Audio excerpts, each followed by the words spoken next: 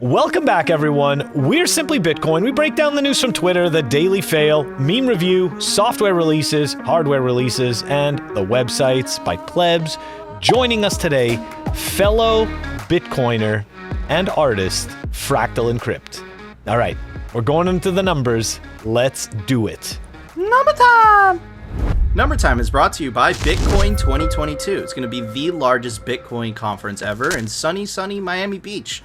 And get your tickets now before the price goes up in 7 days. And you could also take advantage of the link down below for 10% off your ticket to Bitcoin 2022. At the time of this recording, the block height is 712,004, Bitcoin price 57,100, chain rewrite days 836, total public lightning capacity, new all-time high 3,301.88, Moscow time 1751, and blocks to the halvening 127,996. The numbers suck. They suck, dude. Every day. We've been saying this for the last... How many days have we been saying? Dude, I feel like we've been at 58. Fuck you, Dennis. I said it again, Megan. I'm going to beep it out tomorrow, though, during the edit. But anyways, yeah, man. This is all Dennis's fault. We're stuck at 58K. The whales that control the price of Bitcoin, that's a half joke. Man, they saw that meme, and they're like, this is how we're going to fuck with everybody. We're just going to freeze in time at 58K. But... Phil, we've been riffing about this for a long time. I want to get our guests' thoughts on the fact that we're frozen in time. Not the blocks. The blocks keep coming in. TikTok next block. But the price is definitely frozen in time. What are your thoughts on this, Fractal? I'm going to admit I do think of Dennis sometimes when we grow past that number. But either way, you know, it's like, all right, you give him credit when we're coming on the upside, and then on the downside, it's like, damn it, Dennis. Yeah, this is true. I'm here with you guys. I mean, we're all here. I think everybody's on that same vibe. We're all on this life raft going up and down. Phil, any new thoughts on Dennis? Freaking Dennis. That's all I got to say. Fault. It's all his fault. 58K gang. They ruined Bitcoin. They made it 10K into perpetuity.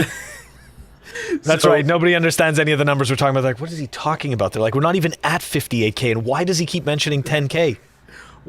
They don't get it. They don't get it. But think about it. Think about that 10K. It will start to make sense. But, you know, when Bitcoin inevitably hits $1 million, what's Dennis going to do with his life? That's the better question. Because... less and less people. Well, it's 58 million will be the next one. 58. Why didn't he just pick a higher number? Why did he have to pick a lower number? We had him on and we asked him. We were like, we don't get it. Like, why didn't you choose a better number than this? Like, why did you screw us at 58? Phil, is Dennis the whale? Is he the whale? Is he? You know what? The massive whale, and he's just fucking with. Just dumping on everyone. You did it again. I'm gonna beep it out. No, I'm not. That's beeped out. This is a family-friendly show. But anyways, I have some hopium for you guys. Check this out. From my Glassnode subscription. We haven't done any hopium in a long time, but, you know, since we have Fractal Encrypt on the show, I found this very interesting. This is... essentially a chart of the number of active addresses, and it says this is a metric description, the number of unique addresses that were active in the network, either a sender or receiver. Only addresses that were active in successful transitions are counted. Transactions. Okay. But anyways, I saw a very interesting pattern, Phil, is that when the network had the most amount of transactions is usually when we had a peak of the fiat caca price. Now, this is the thing that I want you guys to focus on, right? Is that we hit an all-time high not too long ago, and look at the amount of transactions on the network compared to the all-time high back in April, right? Isn't that fucking interesting? Interesting, huh? So that's your hopium for today. I hope you guys enjoyed it. But anyways, Phil, it's time for... The Daily Fail. The Daily Fail is brought to you by Amber App. Check them out. Amber.app. Bitcoin made easy. It's the easiest way to buy Bitcoin. Stack sats with Amber App. The link is down below. Okay, so Nico made a good point. He said that yellow is a spokes muppet. No! I'm gonna agree. He's not a spokesperson, but he's a spokes muppet. Malaka. What do you think? Umber, the smart way to stack sats. Okay, we had some people make some comments on the fail that we did 2 days ago, Snowbank or Snowdog. So I wanted to actually pull up the site so that I can reference what's happening right now. But unfortunately, as you guys can all see on the screen, error 410, the account is under investigation or was found in violation of the medium rules. So unfortunately, nobody was able to see what happened with the snow job that was Snowbank. But that is super weird and really interesting because we did the fail and the next day it was gone, Nico. The next day, that's what was there. Do you think it was us? And people just reported it? Like, this is such a scam. The episode wasn't even... You know what? It's interesting that you say that because I only found out about it once the episode was released. And ICO Sonat mentioned, he's like, yeah, I was kind of waiting for you to go back and click on that link. And I'm like, damn, it's just gone. So I don't know if it was... I don't think it really has anything to do with our show. I think it's just part of their rug pull. Because, like, that kind of laid out their whole scam. Anyways, do you think they deleted it or was Medium that was like, this is a scam? Yeah. I think it was. I think somebody reported it to Medium, maybe. I don't know, but I'd like to hope that some good Samaritan out there was like, this is a scam. I would like just to point out that you were very quick. Phil, the shitcoin slayer, you slayed that fast, bro. I think, dude, before it even died, bro. That was like, bro, we're like 2 for 2 or 3 for 3. We called the BSV shit. Dude, we're on fire. I'm gonna give ourselves some credit. Anyways, Phil, what's the next fail? Okay, so check this out. So, interestingly enough, right? We have Fed Chair Jerome Powell that came out, and he had an interesting take on the word transitory. Okay, and this video is gonna help illustrate that take. Now, the entire fail though is gonna kind of be it's going to be like an accumulation up to this take, and we're just going to kind of take a look at a little historical pattern. Anyways, let's play the video first. Here we go. How long does inflation have to run above your target before the Fed decides maybe it's not so transitory? Well, first of all, the test that we've articulated, I think, clearly has been met now. You're absolutely right. Inflation has run well above 2% for long enough that if you look back a few years, inflation averages 2%. So I think we can say that is taken. It was not the case going into this episode. It had been many years since we had inflation at 2%. So I think the word transitory has different meanings to different people. To many, it carries a sense of short-lived. We tend to use it to mean that it won't leave a permanent mark in the form of higher inflation. I think it's probably a good time to retire that word and try to explain more clearly what we mean. What a fucking non-answer. What a non-fucking answer, dude. You just spun that shit around and around and around. He was like, well, it means different things to other people, and like, but I think it's time to retire it. And dude, what a heaping pile of fucking shit. Now, I'm going to give you guys a little bit of inside baseball. The Toomey guy was also part of the 2 senators that wanted to amend the crypto provision in the infrastructure bill. Now, is that a coincidence? Maybe. I don't think it's a coincidence, but it's just really interesting observation there, but I don't know. What do you think, Phil? Bro, that tells me that they're in trouble. That answer, I didn't know how bad it was. I didn't want to watch the video until the show. Like, holy fucking shit. It's terrible. It's absolutely terrible. This guy, I mean, look, he essentially is just the person they've put in front of us, right? He's just the mouthpiece. And you're going to see in the rest of the fail, we're going to show some interesting kind of narrative leading up to this. And it's really disingenuous and strange because, as we're going to show, they were very confident about this term. They were confident about the duration. They were confident about many things until all of a sudden, not so confident. And like, you know, and I actually tweeted this today because I thought it was hilarious. I went, no inflation, transitory inflation, frustrating inflation. Inflation is a sign of recovery. Inflation is actually a good thing. We're now in the stage of inflation actually isn't transitory. What's next in the clown world? Who knows? But anyways, Fractal and Crypt.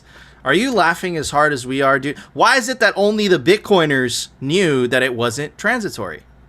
Sure, and you know they're creating fake definitions for the word, and then trying to tell people 2 + 2 = 5, and how many people are going to actually believe this? It seems like you have about 60% of the people that are willing to believe any nonsense they're fed, as long as they're fed it constantly enough and enough time. So I think they just I'm not really sure what the game is, but certainly Bitcoiners saw it afoot and saw it over a year and a half ago. Yep, we saw it. I mean, we've been calling it on Simply Bitcoin, dude, before any of the legacy media said anything. But you said you had more stuff to show. You said you have more receipts. More receipts. All right, so here, let's take a little trip. So can I fuck with you before you 3, 2, 1 it? Yeah. Oh yeah, for sure. Didn't you say you're the shitcoin killer? Yeah. Are you the same one with the MetaMask icon in your browser toolbar there? Oh God. Oh, Yeah. I just called you out. I'm gonna put that in the show tomorrow. Yeah. It's brutal. Phil just got Hey slayed. man, you have to look. If you're gonna slay them, you have to fucking know how to take them apart, man. Okay, all right. I have There no we choice, go. dude. Don't forget, it's a little embarrassing though. Oh, Be it's real. horrible. No, I'm just But fucking you know with you. what? I'm just fucking with you. Phil, don't do the count. Don't do the countdown. Keep it rolling because I'm gonna put that in the video. Okay, cool. No, dude, absolutely, no, 100%, man. And Come update on. your browser while you're at it. Oh! Before you uninstall. Sorry. I said update your browser too while you're at it. You're already on I red. You know, know how they it's- color code the warnings? First it's green, then orange, and now you're already at red. So it's like, right. You see, I told you he was from Miami, Phil. Yeah. This comes out the spiciness. I love it. The spice. I love Okay. it. All right, Phil. Nope, but he's right, man. He's right. But anyways, yeah, no. Latigazo. Okay. Talk Got to me, it. Phil. Okay, so here Talk we to go. me. Let's do this, okay? The Fed Reserve sees a transitory rise in inflation March 19th, 2021. All right. So we're pretty sure transitory is a thing. All right. So this is interesting. March 27th, Yellen expects high inflation rates to be temporary. Okay. So do we transitory, temporary, we're guessing that means the same thing or approximately the same thing, right? My judgment right now is that the recent inflation that we have seen will be temporary. It's not something that's endemic. May 27th. I apologize. The previous one was March, right? So we had March 19th. We've got May 27th. On November 3rd, Janet Yellen said inflation is high. But this isn't like the 1970s. In the 1970s, a series of supply shocks became a longer run problem that partly occurred because policymakers weren't trusted by the public to deal effectively with inflation. That's right. I just read that to you. Okay, I want you to think about that. Partly occurred because the policymakers weren't trusted. So do you see what just happened in that narrative? This just became a person problem.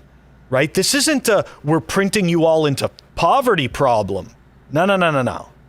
This is a trust issue. Okay. So I have to go back and take a look at the great inflation of 1970, right? So here we go. The easy money policies of the American Central Bank, designed to generate full employment by the early 1970s, also resulted in high inflation.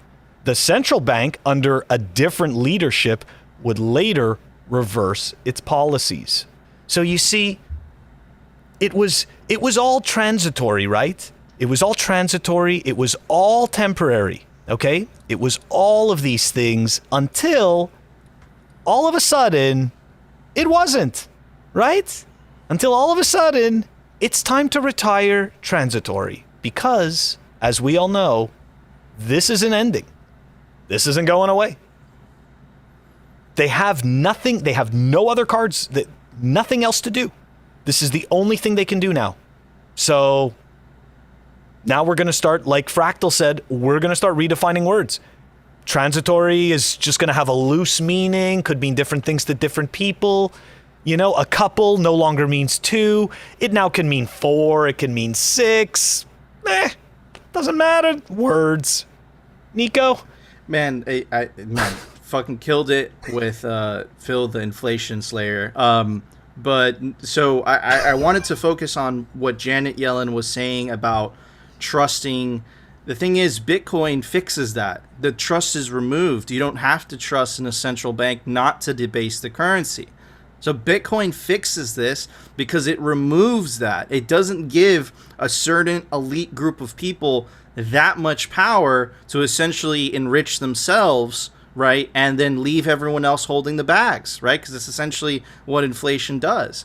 So Bitcoin fucking fixes this. Opt out of their system before the music stops. And we're not the only ones saying we think the music stops. Max Kaiser has been like nailing this in the coffin for the last year on the Kaiser Report.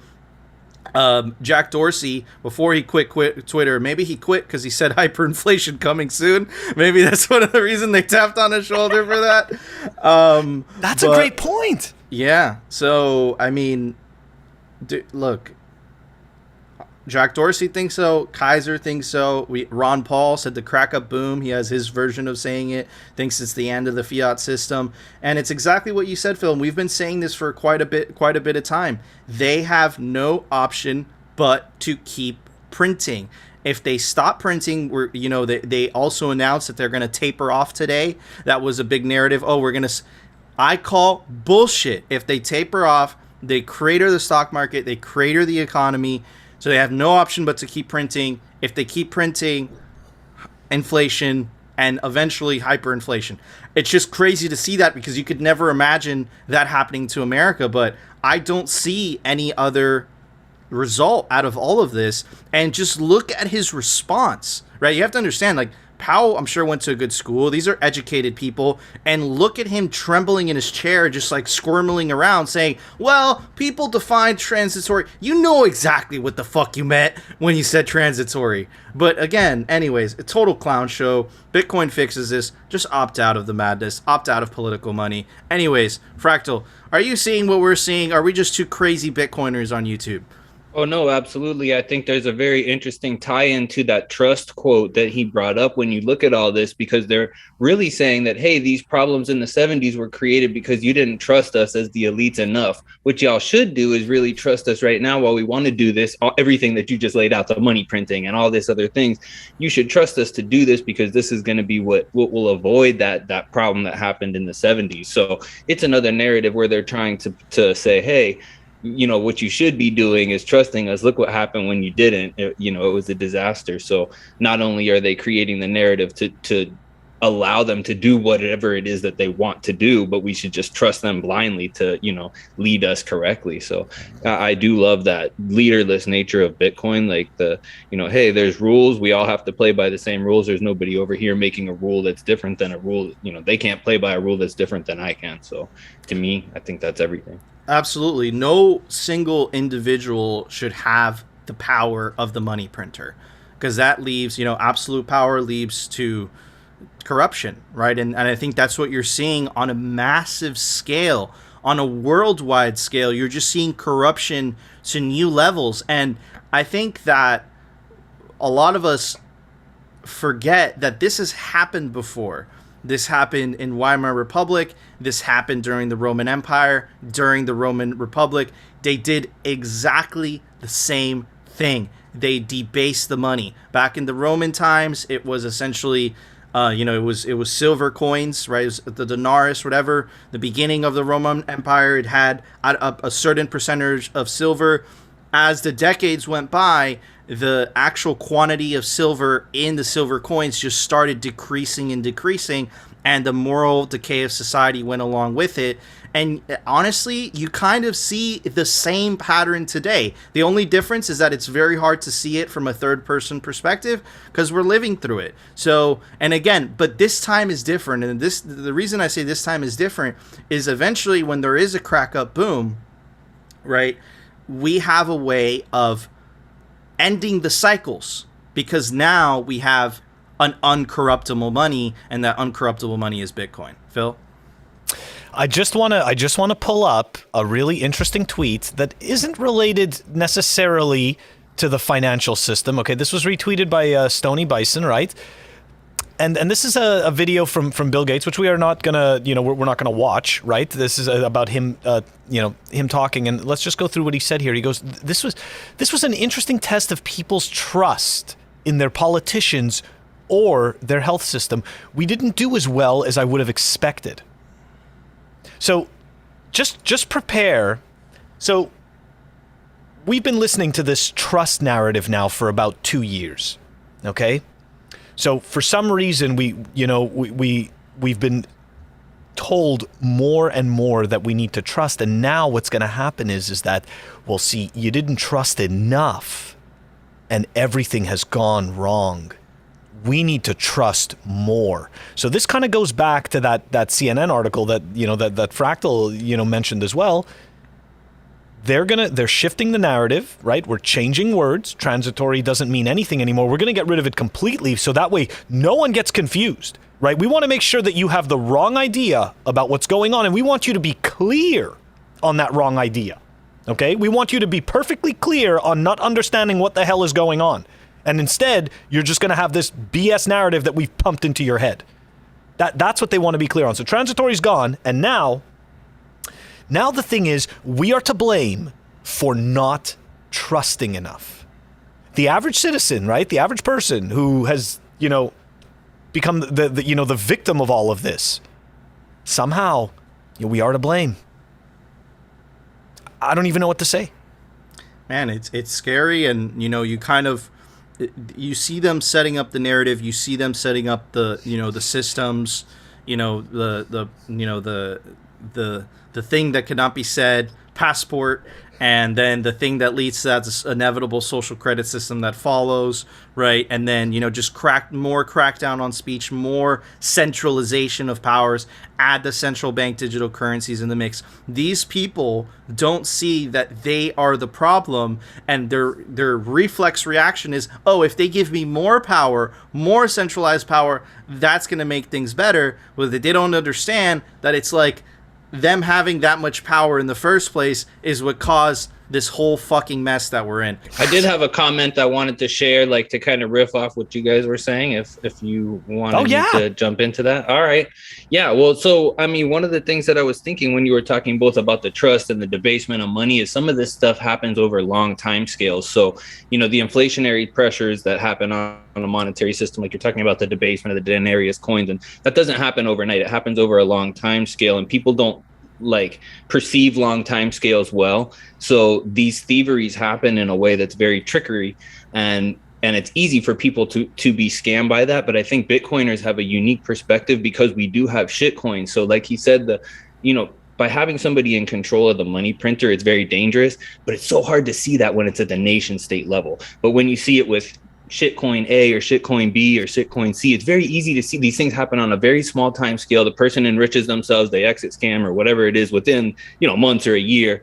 And, that whole coin is gone. So you can see these damaging things that happen. And that's the same thing that happens on a nation state level. So I think by having this compressed time view of what happens in the monetary system, almost at a personal level, it replicates macro and micro. So you can see, hey, what happens above. So as above, so below.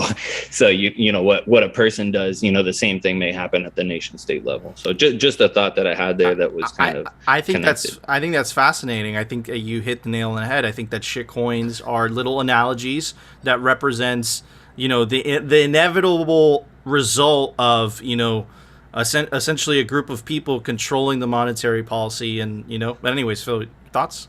And the same thing, like trust us, and give us that trust, and you let us make the decisions for you, and we're going to make the network decisions, and we're going to decide when the network does this and that, and the monetary policy decisions. Y'all just chill there with your potato chips and soda.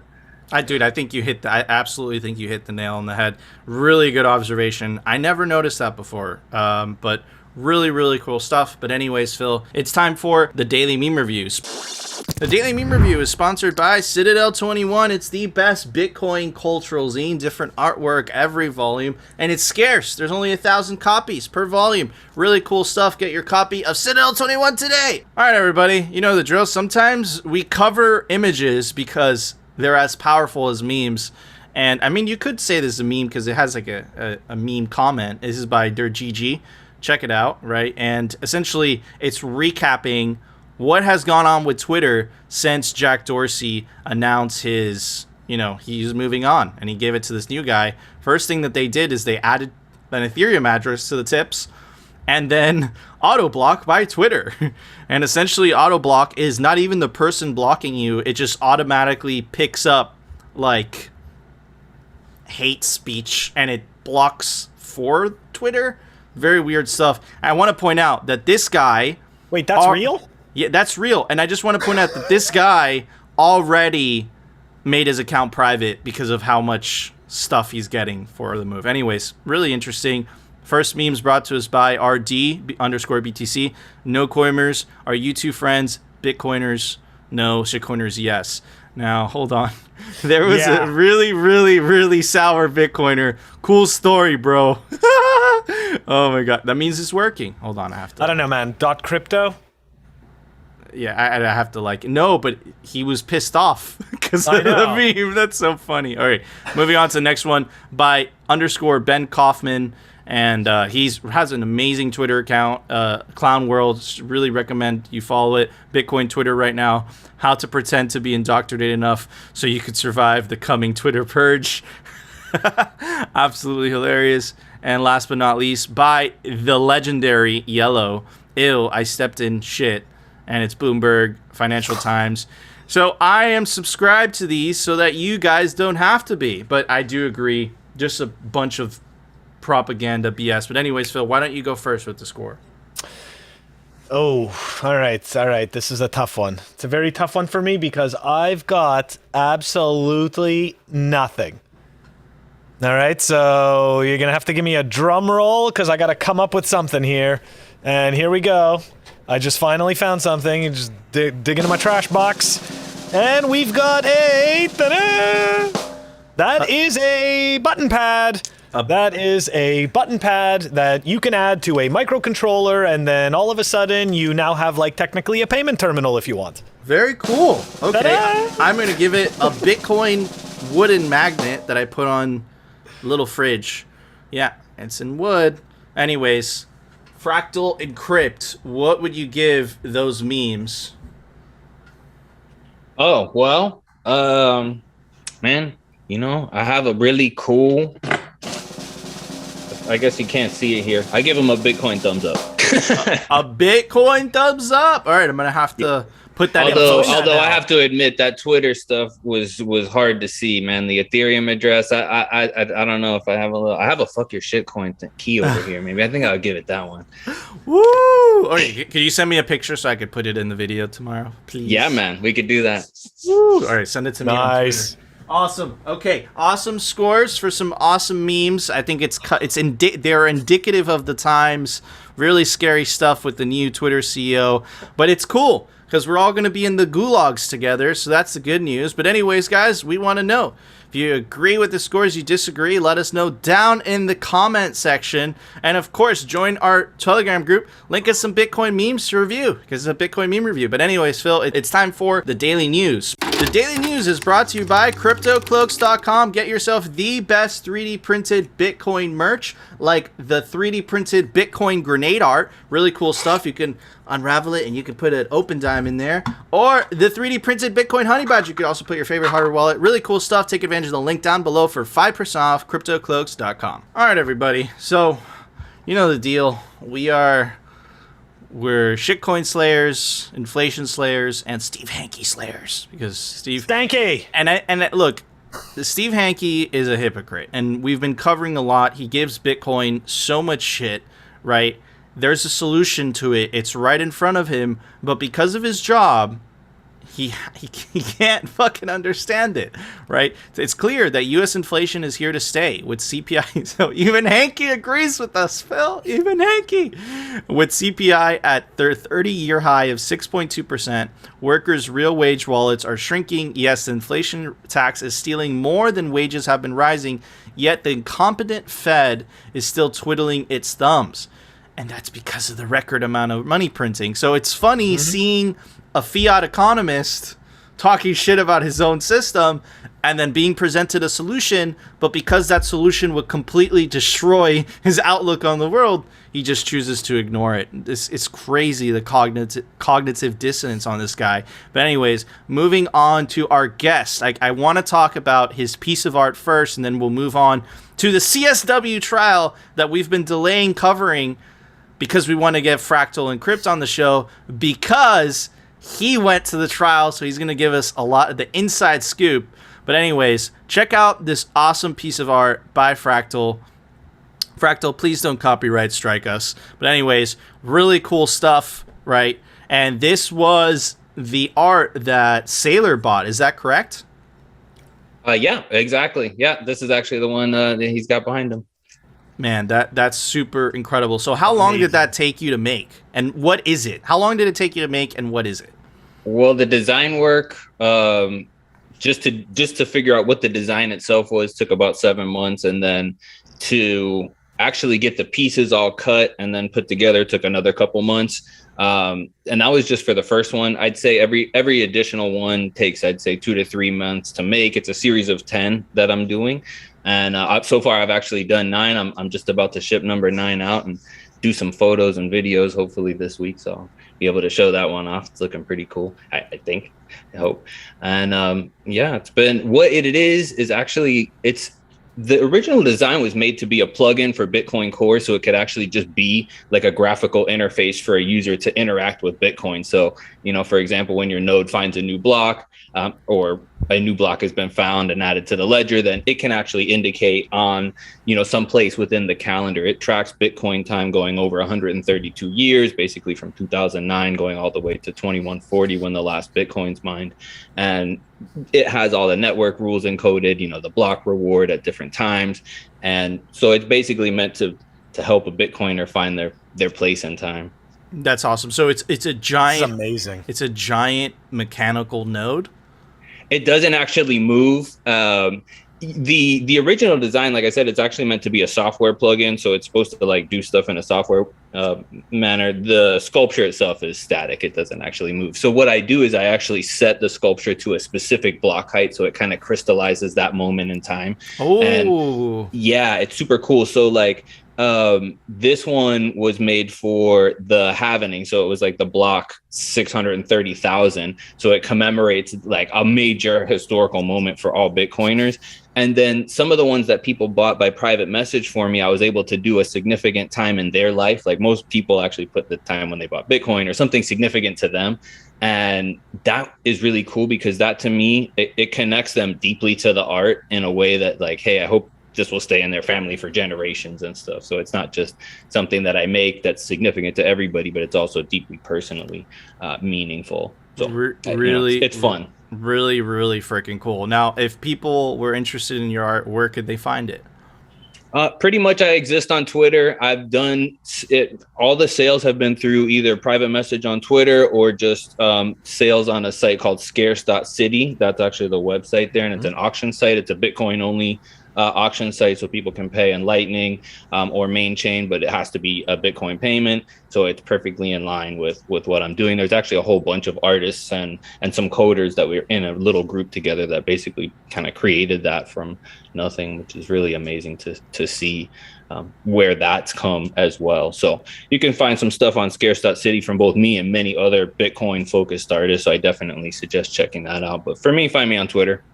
Awesome. Really cool stuff. So we'll link his Twitter. We'll link the scarce.city. Definitely go check out his art. I'm a huge fan. Ever since I saw it behind Michael Say, I'm like, who is this guy? I gave him a follow. Really cool stuff. I know he's been trying to sell these keys recently. They've been selling like hotcakes on scarce.city. Really cool stuff. Anyways, I want to kind of pivot to cover what is going on with Fake Toshi, aka CSW, and this is an article by Blockworks. Craig Wright trial goes to Florida jury, and the winner could win as much as $189 billion. I don't know if I read that correctly, but that's a fucking big number. Anyways, just to kind of read a little bit, right? The plaintiff in the case, Ira Kleinman, says the Bitcoin will, while ostensibly rightfully belongs to the estate of Kleinman's deceased brother David, a friend and alleged business partner of Wright's. Dave Kleinman died in April 2013 at the age of 46 without ever laying hands on the fortune, and his brother now says should be his. So it's this big lawsuit going on. It's been going on for months. But more importantly, I have a couple questions for Fractal, and Phil, definitely hit some of these because I'm just so interested. CSW doesn't have that Bitcoin. So what's the whole point of the lawsuit? Well, really, in the end, the plaintiff side, which is Ira, who's the brother of Dave Kleinman, who's the dead best friend of Craig that he supposedly defrauded and stole from, they'll take cash. They don't care, if they pay them in Bitcoin or cash. So realistically, I think they're hoping that, whoever's funding Craig through this whole everything that he's been doing all these years are going to pay him. And realistically, if you think about it, this is a loss for conscious Bitcoiners. No matter what happens, whether he wins or loses the case, they're going to use this as marketing to say, look, Craig is Satoshi. So to them, if they get a judgment of, say, $50 million, that's just marketing for BSV. Like, really, they just say, hey, we pay out this money. Because even though the court documents clearly say, like, if you, like, I have a screenshot that just says, like, we're not deciding who Satoshi is. We're not even, like, considering that. They're not even looking at it at all. But the spin is just going to be, hey, look, he's Satoshi because either he was found to be half of it or he's all of it.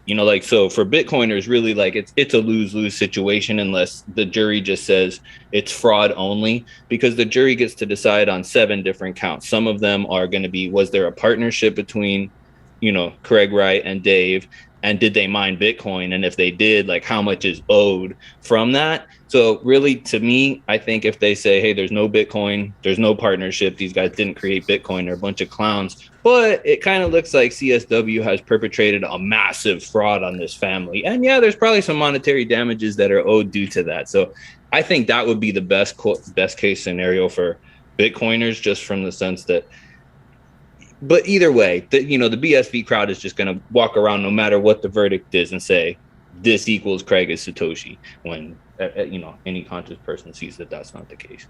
Phil? It sounds like they're going to use this, that this is just going to be used to muddy the waters anyways, any way it goes, right? Like you said, it's a lose-lose situation. Look, I've been following a lot of your threads and seeing some of the comments, right, from some of these, the BSV crowd, right? And immediately, right, guys like Kurt, the fake Bitcoin historians, immediately there to spin the story in their direction to make it seem like, and look, I've gone back and forth with Kurt. He sits there and spends his time on a lot of whataboutisms and, kind of these nuanced arguments. I want to know, though, what's the, I'm really curious, what's the overall feeling in that, in that courtroom?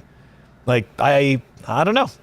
Does Craig look tense? Is, Calvin surrounded by all the underage ladies? I don't know. Like, what's going on? Sorry, I was muted there. Yeah, the courtroom dynamics are actually pretty interesting. But to me, it was pretty horrifying. Craig is really playing up the Satoshi cosplay to the fullest. The first day of the trial, there was people there with his book, and he was going around signing his book, and people come up to him and tell him, "Oh, what a genius you are," and he loves it. And so there's a lot of that. In fact, I didn't really see any other Bitcoiners in the entire courtroom. At the last day, a guy came up to me and he was like, "Man, I got mad when you said the Bitcoiner count dropped to 0 when you walked out of the courtroom." I was like, "Well, I didn't know our population was doubled here, so glad to meet you." But everybody else there was a BSV fan, and it was like, honestly, like in person, everybody was nice. I mean, I talked to them, during the things we chatted and stuff, but the cognitive dissonance is so amazing.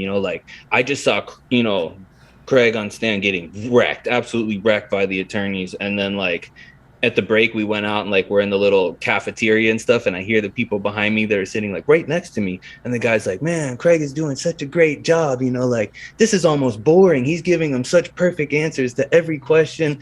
They're just not getting anything that they want here. And I'm like, are you sitting in the same courtroom as me? What the fuck? Man, so Exactly. so it kind of reminds me of like this cult of personality that he's built up around himself, and he's just taking his loyal followers along the ride. But you see the price of BSV, that thing just keeps dropping. The hash rate keeps dropping. The amount of nodes on the thing keeps dropping. And what's astonishing to me is that people keep believing in this. They're willing to go down with the ship. It's astonishing. That part is probably the most confusing of all, is just like why people continue to believe things. You know, like, for example, in the trial, they had a forensic expert that was basically saying, you know, hey, all these things are forgeries. There's like no doubt that they're forgeries. And I think Craig probably forged them, because I'm not saying that that's what the expert said, because he's the only one that would have the motivation to do it. And then the BSV crowd says, well, obviously I would probably forge them because, you know, he wants to sue Craig for all this money. But it's like, wait, this document is what Craig's provided. Every document has a stamp at the bottom, and it says whether the defense produced it or the plaintiffs produced it. These documents that they're saying that the other guy forged came from Craig Wright. You know, and it's like, so the cognitive dissonance is just so crazy as far as like the way that the stories get spun, and, you know, like what I actually witnessed versus, you know, what you hear people turning it into. So I'm really not sure what to say about that. That's absolutely crazy. And you were telling us a story before we started recording about the stickers on the seats and all that stuff. Could you tell that again? Yeah, I'll actually back up a little, because like that was somewhat important. And basically the courtroom is relatively small, and they have a sign on the thing that, hey, due to COVID, we're only letting 10 people in the courtroom from the public. And any more than that, it's like too bad, so sad. Now, each of these 10 seats, they basically have 4 rows, but they're only seating people in 2 of the 4. And in those rows, you can't sit right next to each other. They've marked each seat that you can sit with a piece of blue painter's tape. And a little X marks the spot for each seat. So if you can't get in one of those seats, you can't get in. Now, most of the people in this courtroom, you know, I'm legitimately a member of the public. I'm just there curious. I just kind of wanted to see it. But most of the people in that courtroom, like you said, that's, you know, people that are there for CoinGeek. They're paid to be there as media, but they're sitting in the public seats. They're not sitting in the, there's actually media seats as well. But because maybe they're not considered media, I'm really not sure what it is. Like, they don't let them do that. So these guys, like, they, you know, they sit in the public stands, but they're actually taking up those seats. But in essence, like, one day I couldn't even get in, and many days it was like very competitive. Like, there was more people in the courtroom than could possibly get in, and sometimes I couldn't get in, and other times at a break, I, you know, one day I just sat there during the break because you could tell it was like very competitive, and people went out, and the bailiffs just did not let some of the people back in. They're like, well, go get your jacket that you left, and, you know, it's first come, first serve. And I was like, man, thank God I didn't get up here, because you could just tell the way that these people are. They got no love for you. It's like, you know, too bad, so sad. But anyways, back to the blue tape. So, and the funny thing is, I took one of these blue tapes that I'm going to tell you about, and I have it on the back of my notebook. I'm looking at it right here. But I don't know who did this, but on all of these little blue painter's tape, somebody wrote "Craig is not Satoshi" on those. And then, well, they actually didn't write them on all of them. They just wrote them on 3 of them on the front row. And then the next day, Calvin sat at one of those, and then Kurt sat at one of those, and then basically every BSV person sat at one of those seats at one of the days of the trial. And they never took them up. They were still there to the end. So I was like, hey, I'm going to take one of these as a souvenir.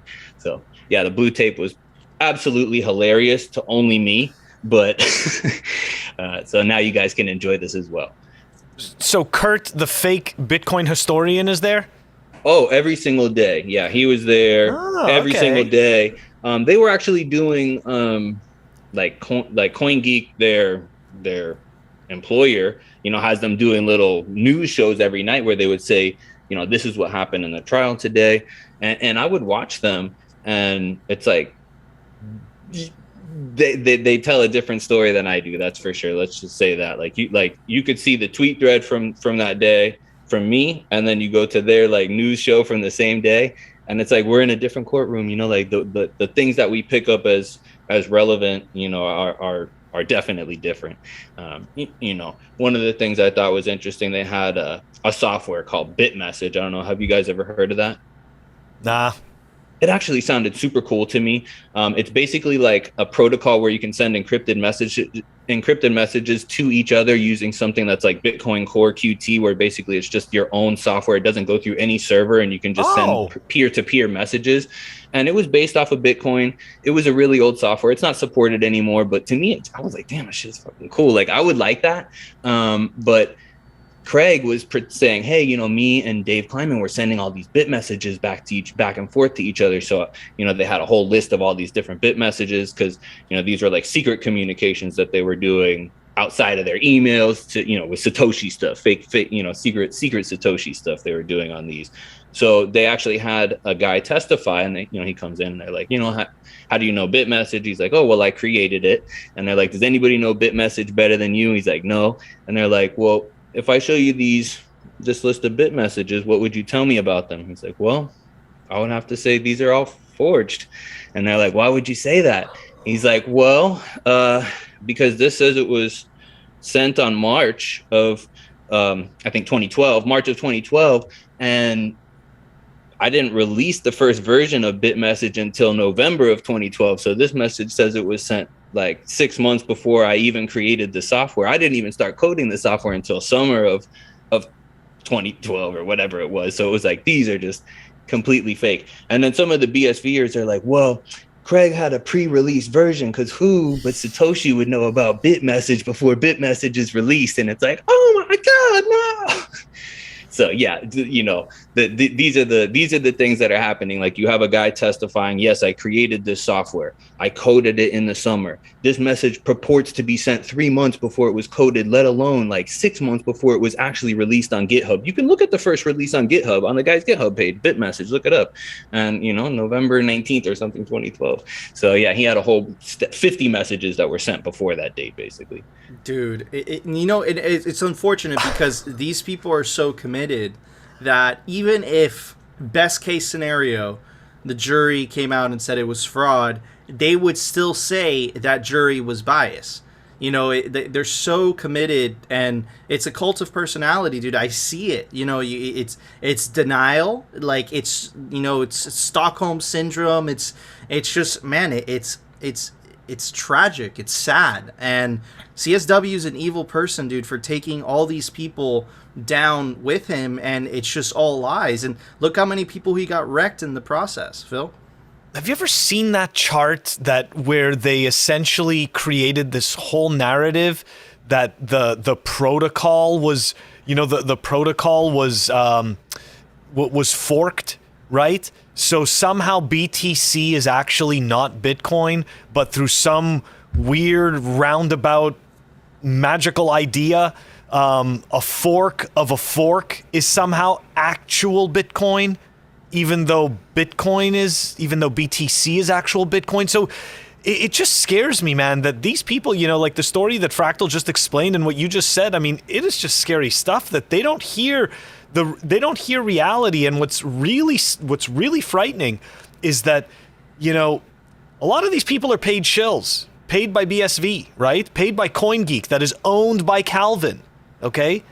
And there's people putting in their real time, their real value. Like, this is, you know, maybe not rich people that are, you know, believing that they're getting Bitcoin, but you're not. You're getting a shit fork. It's a shit fork of a shit fork. Yep. It's proven time and time again, and this trial is just it's just another nail in the coffin. I mean, dude, it is. I mean, it confirms what we've already known. Right? Yeah. But Fractal, let me ask you something. The judge is supposed to be neutral in this, but judges always kind of, you know, they don't make their positions known, but just based on their actions and like subtle things here and there, you could kind of surmise, you know, where their head is in the case. What is your opinion, or perhaps you could bring up an example of how the judge feels about this, because I know last time this was before this current trial, the judge basically almost threatened to throw CSW in prison for contempt. So do you kind of see the same attitude from the judge this time around? I mean, I think the judge is actually an interesting character in this whole drama, and it's interesting that you bring her up because most people don't care about the judge. But yeah, I think the judge. First off, the judge is somebody that I would want deciding a case if I was in front of her. She seems extremely reasonable. She doesn't seem to lean too heavy to one side or the other as far as like objections, like either sustaining or overruling. She doesn't like. It's not very obvious that she's like pushing one side or the other. She seems extremely reasonable as far as like what she's making her decisions on. I think like she even was a bit of an IT whiz. At one point, they couldn't figure out how to like, hey, we can't figure out how to get these mics working or something. And she was like, oh, have you tried turning them on and off again? And boom, right there, they were in business again. So yeah, she's an interesting character. Now, I will say there was a day that I wasn't there, I missed, and like I wish I would have seen this, but I guess Craig, said that like he made two different swears. I don't know what they were, but I think he said Ira has to get his thumb out of his ass or something like that, and some other thing. And I guess she stood up and she's like, you're not going to use that kind of language in my courtroom. Like this isn't like a bar room or something like that. So I would have liked to see the reprimand since she got up so upset, since she didn't seem like that type of person. Now, on the other side of it, I will say there is like a very much a vibe to me of one of those rulers that, rules are for thou and not for me, because she didn't wear a mask the whole time. She made everybody else wear a mask. Like everybody had to wear a mask. Even when like the lawyers were talking to her, they just lift the mask up for a second and then say something and then put it down. So it was like that part, I wasn't really too much of a fan of her. But other than that, I thought she was, as far as a judge goes, she seems damn fair. Nobody can complain about her being biased. That's an interesting thought that you said about people saying the jury may be biased. That would be a funny attack that the BSVers can use too. But I think, like I said, they're just going to parade around no matter what it is at the end and just say the whole thing they've been saying the entire time. No matter how many times you tell them this thing doesn't decide who Satoshi is. I've even seen many people say there's so much evidence in this case that's been released about what, how Craig is Satoshi. And as soon as you say, well, can you just provide one of those mountains of evidence that you say are in this case? Because I was sitting there, I'd like to see this because I didn't see it brought up. And yeah, they just silent. Man, the whole thing is tragic, dude. And CSW went after a lot of Bitcoiners. I know that he went after HODL Sure. for Still going after HODL. I know that he went after Pedro as well, right? So I mean, he just released a whole bunch of lawsuit letters a few days ago against just about every major Bitcoin business that's like interesting to him. Yeah, so. and I know that he went after businesses in terms of the white paper, right? I know that he's been saying stuff like essentially, that if there's a court order, you could unfreeze the Bitcoin, just some BS like that. But the whole thing is tragic, man. I was really hoping to kind of hear a different angle, but again, I think I was naive to think that, but it just kind of makes sense, dude. And I think a lot of people bought into the cult of personality that is CSW, into, how he wears his suit and how he presents himself. Unfortunately, a lot of people buy into that. Now, if you've been in Bitcoin for a long time, I think that you come to the conclusion that a lot of other Bitcoiners come to, which is it doesn't matter who Satoshi is. One of the most important things that Satoshi did was disappearing off the face of the planet, right? Yeah. So that Bitcoin could be selfless, and by being selfless, and essentially is decentralized, right? There is no single entity to attack. So just on just that on its own, really points things out. But this whole thing is unfortunate, dude. I have hope for the future. I don't think that he'll be able to keep this up for an extended period of time. I think that, now that especially that he has Calvin in his corner, I think that, yeah, he could definitely put up the charade for, some time, but eventually, he's either going to run out of money or, just some person's going to be pissed off enough to sue the guy back, and then perhaps in discovery, just, get some papers released, you know, but it's such a slippery slope, man. This whole unfortunate, but hey, man, listen, don't trust anybody. Everyone's a scammer, and I think this guy's just the pinnacle scammer of scammers. But anyways, Phil, there was an open source software release today. Why don't you tell everybody about it? Software releases. The software releases are brought to you by CipherSafe. Check them out, ciphersafe.io. It's the best way to protect your seed in a cipher wheel. Check this out. Steel, great place to store your seed. The link is down below. We've got BTC Payserver version 1.3.6 that was released, and that is down below in the show notes. Awesome. Thank you, Phil. All right, guys, that was our show. Before we go, I want to give a very, very special shout out to Fractal Encrypt.